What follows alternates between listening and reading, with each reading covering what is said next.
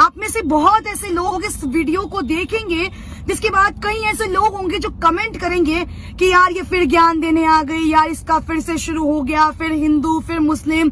सवाल ये है कि अगर आप हिंदू हैं तो ये आपकी अच्छाई नहीं है, अगर सामने वाला मुस्लिम है तो उसमें कोई कमी नहीं है। हम क्यों बार बार एक ही मुद्दे पे लड़ते हैं, हिंदू मुस्लिम हिंदू मुस्लिम हिंदू मुस्लिम?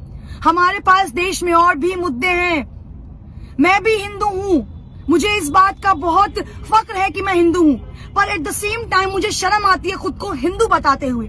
और ऐसा क्यों? क्योंकि बार बार मेरे वो सो कॉल्ड हिंदू लोग जो मुसलमानों को नीचा दिखाने के लिए बार बार ऐसी हरकतें करते हैं, जिससे ये कहने में शर्म आती है कि मैं एक हिंदू हूँ। अरे कैसे शर्म नहीं आएगी यार? हिजाब को लेकर आप लोग विरोध कर रहे हो। अगर लड़की पर्दे में है तो उसकी क्या गलती है? अगर लड़की छोटे कपड़े पहनते हैं तो यही वो लोग हैं जो सबसे पहले सवाल उठाते हैं कि लड़की ने छोटे कपड़े पहने थे इसलिए उसका रेप हुआ। लड़की अगर ब्रा या पैंटी में चलती है तो उसका रेप हुआ। अगर लड़की हिजाब में चलती है तो आप लोगों को इस बात से क्यों तकलीफ है? क्यों तकलीफ है आखिर इस बात से? यार उन्हें सिखाया यही गया है, उनके धर्म में ये चीज अपनाई गई है। अगर उस लड़की को हिजाब पहनने से दिक्कत नहीं है तो ये हिंदूवादी खुद को बताने वाले, राम भक्त बोलने वाले, अरे तुम्हें किसने हक दिया है एक लड़की पर ये इस तरह से पूरी भीड़ इकट्ठा करके एक लड़की को डराने का? लड़की मैं भी हूं और फक्र के साथ उस लड़की होने का प्राउड करती हूँ कि उस लड़की ने इतनी भीड़ में जो साहस और हिम्मत दिखाई है। सैल्यूट है उस लड़की को यार।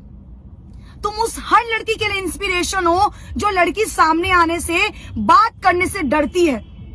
अरे तुम खुद को राम भक्त बताते हो, शर्म आनी चाहिए तुम्हें। अरे काय के राम भक्त हो यार तुम?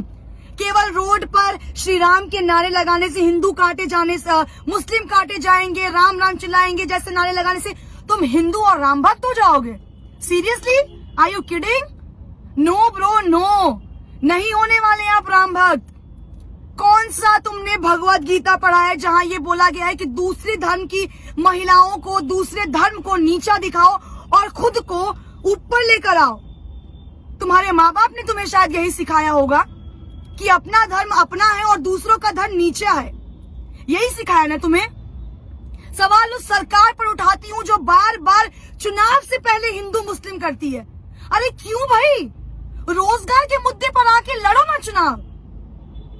क्यों तुम्हारा चुनाव से पहले ये हिजाब, ये हिंदू मुस्लिम, ये नारे तुम्हें तकलीफ देते हैं? क्यों देते हैं? अगर 100 की भीड़ में वो बंदा जय श्री राम के नारे लगा सकते हैं तो ये एक लड़की खड़े होकर अल्लाह अकबर क्यों नहीं कर सकती है? क्या तुम्हें हक है कि सिर्फ तुम जय श्री राम के नारे लगाओगे? क्या मुसलमानों को हक नहीं है अल्लाह अकबर कहने का? तो कटवा के बना दो उन्हें हिंदू। तुम्हें इतनी प्रॉब्लम है उनके मुसलमान होने से तो बनवा दो उन्हें हिंदू, या उन्हें धक्के मारकर इस देश से निकाल दो।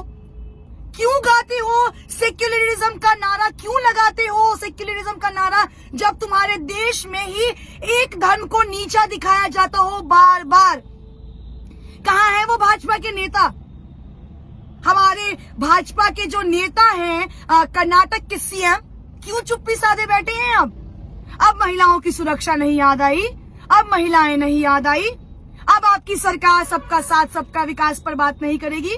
किस बात का डर सता रहा है आपको? जवाब दीजिए ना। कहाँ है स्मृति ईरानी? कहाँ है मीनाक्षी लेखी? कहाँ है निर्मला सीतारमण जो राहुल गांधी पर एक सवाल खड़ा करने में पीछे नहीं हटती हैं?